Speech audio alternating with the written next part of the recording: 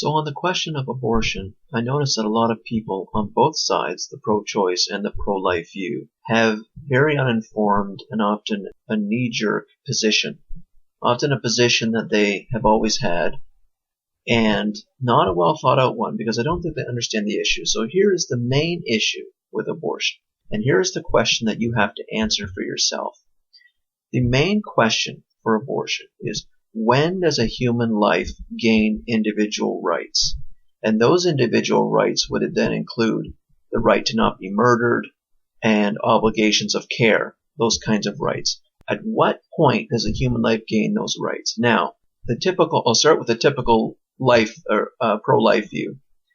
The answer to that question for the typical pro-life view is that individual rights begin at the fertilization of the egg by the sperm, or those rights begin at conception. The problem with that view is that what do you do with unplanned pregnancy? What do you do with rape? What do you do with incest?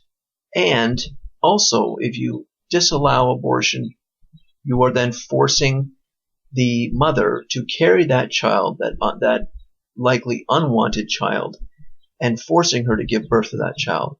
Does that negate the rights of the mother? Those are the problems with the pro-life view. Now, what about the pro-choice view? Now, the answer to the question that I started with, which was when does a human life gain individual rights?